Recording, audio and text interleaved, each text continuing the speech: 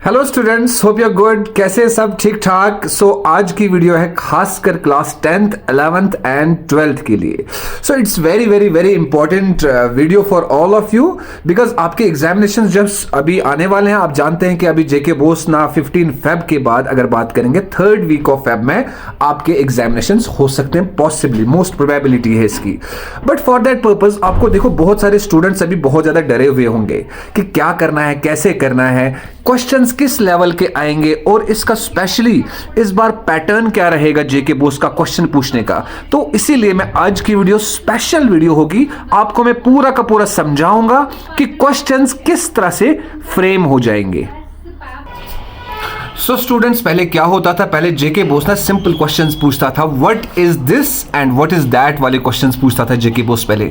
मगर अब पैटर्न बदल चुका है, अब आपके क्वेश्चंस का लेवल बदल चुका है। 2 मार्क्स वाले हो या 3 मार्क्स वाले हो या 5 मार्क्स वाले हो, तो उनका कंप्लीटली एक पैटर्न बदल चुका है। जैसे कि हम जानते हैं कि सीबीएसई जो है, सीबीएसई के पैटर्न पर पूरा का पूरा जेके बोस चल रहा है। इसीलिए आपको अपना अप्रोच भी चेंज करने की जरूरत है। अभी हो सकता है, देखो बच्चों ने, बहुत सारे बच्चों ने ना अभी तक कुछ नहीं, मोस्टली हार्डली 10% पढ़ा होगा, 20% पढ़ा होगा, 30% पढ़ा होगा। मगर ऐसे आप अभी भी, अगर आपके पास अभी 1 महीना है, 1.5 महीना या 2 महीने हैं, तो इन 2 महीनों में भी आप पूरा का पूरा प्रॉस्पर, पूरा मतलब जो भी आपकी मतलब क्या कहते हैं उसको, प्रिपरेशन है, जो भी आपने पढ़ा हुआ है उसको आप अच्छे से फिर से आप रिवाइज कर सकते हैं। अगर नहीं भी पढ़ा होगा तब भी कोई इश्यू नहीं है, 2 महीनों में आप प्रॉपर तैयारी कर सकते हैं because it's like CBSE pattern. और इसमें क्वेश्चंस किस तरह से आते हैं वो मैं आज आपको पूरा का पूरा बता दूंगा। स्टूडेंट्स, आपको क्या करना चाहिए, सबसे पहली चीज, अगर आपने पूरा का पूरा अभी भी तैयार नहीं किया है, पूरी जो भी आपकी प्रिपरेशन फुल नहीं है, तो डोंट वरी, घबराने की बिल्कुल भी आपको जरूरत नहीं है। आप बस क्या करेंगे, सबसे पहली चीज, चाहे 11th हो, चाहे 10th हो, चाहे 12th हो। फॉर एग्जाम्पल, मैं एग्जाम्पल के माध्यम से, एग्जाम्पल के थ्रू आपको समझाता हूं मैं।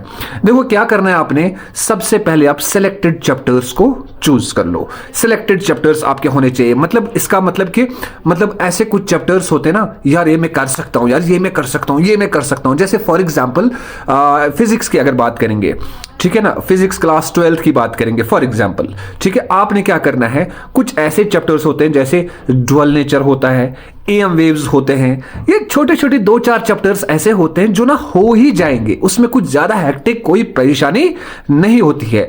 उनमें से कभी भी 5 मार्क्स वाला क्वेश्चन नहीं बनेगा।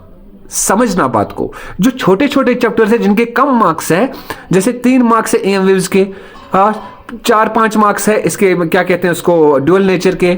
इसी तरह 2-3 चैप्टर, 2-4 चैप्टर्स 10 में से या 12 चैप्टर्स में से ऐसे सेलेक्ट करो कि यार इनमें से तो 5 मार्क्स वाला बनता नहीं है। सबसे पहले उनको सेपरेट कर लो, कर लिया, बिकॉज उनमें से सिर्फ या तो 1 मार्क्स बनेगा, 2 मार्क्स वाला बन सकता है, या एट द मैक्स 3 वाला मार्क्स बन सकता है, ठीक है। अब उसके बाद क्या करना है हमने, उसके बाद क्या करना है बच्चों, ध्यान से समझना। अब बचे बड़े बड़े चैप्टर्स, जो बड़े बड़े चैप्टर्स है उसमें से क्या करना है, उसमें से 5 मार्क्स वाले सिलेक्ट करने सबसे पहले, बिकॉज 5 मार्क्स वाले 2-3 क्वेश्चंस आ जाते हैं, 15 मार्क्स के ऑलमोस्ट अगर बात करेंगे, तो उसमें से वो सिलेक्ट करने हैं। आपको करना क्या चाहिए कि जो जिस हिसाब से मार्क्स होंगे, फॉर एग्जाम्पल अगर 2 मार्क्स का क्वेश्चन है, कुछ बच्चे ऐसे होते हैं कि 2 मार्क्स से क्वेश्चन को ना वो 4-5 लाइंस वो उनको अच्छे से आता होगा, ठीक है ना, वो 10 लाइंस भी 15 लाइंस भी ऐसे ऐसे बच्चे कुछ लिखते हैं, उनको लगता है कि नहीं इसके तब भी 2 से कुछ ज्यादा ही मिल जाएंगे, जबकि ऐसा कुछ भी नहीं होता है। आप बस एक काम कीजिए, 2 मार्क्स है, एट द मैक्स 4 पॉइंट्स, ठीक है ना, at the max 4 points, 4 points मतलब 1 2 3 4, ठीक है ना, वही बन जाती है। फिर कभी कभार 5 लाइंस 6 लाइंस हो सकती है, वही 5 से 6 बस एट द मैक्स। अब 3 मार्क्स है, 3 मार्क्स से कम आपके 6 पॉइंट्स तो होने ही होने चाहिए, एटलीस्ट 6 नहीं तो 5 होने चाहिए, ठीक है।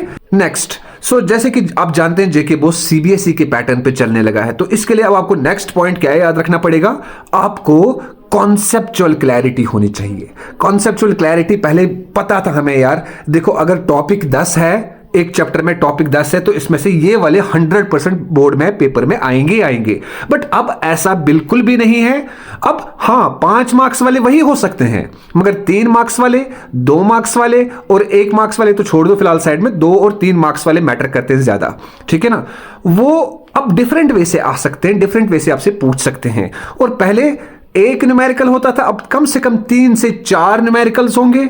वो भी किस तरह के न्यूमेरिकल्स होंगे आपसे, वो भी कॉन्सेप्चुअल न्यूमेरिकल्स हो सकते हैं। उसमें से 2 न्यूमेरिकल्स कम से कम कॉन्सेप्चुअली पूछेंगे वो, जैसे इसका ग्राफ बनाओ, जैसे इंटेंसिटी का मतलब इंसिडेंट लाइट के साथ क्या ग्राफ बनता है, पोटेंशियल का इसके साथ क्या ग्राफ बनता है, ठीक है ना। पूरा का पूरा डिपिक्ट करो ग्राफ में, या लेबल्ड बना पूरा का जो भी डायग्राम्स है। तो इसीलिए अब आप बोलोगे सर बस ये रट्टा मारेंगे, वो करेंगे, ये करेंगे। सिंपल, अगर पास होना है तो सारा का सारा जैसे आप पहले पढ़ते थे वैसा पढ़ लीजिए। मगर अगर आप चाहते हो कि अच्छी परसेंटेज आ जाए तो आपको कॉन्सेप्चुअल क्लैरिटी होनी ही होनी चाहिए, ठीक है। अब बोलोगे सर अब पूरा साल तो पढ़ा ही नहीं हमने, ठीक है, अब कहां से कॉन्सेप्चुअल क्लैरिटी लाएंगे। इसीलिए मैंने गेस्ट पेपर दिया है। अगर आप सिर्फ और सिर्फ मेरा गेस्ट पेपर ही कर लेते हैं तो डेफिनेटली मोर देन 70-75% आपके आ सकते हैं, ठीक है ना।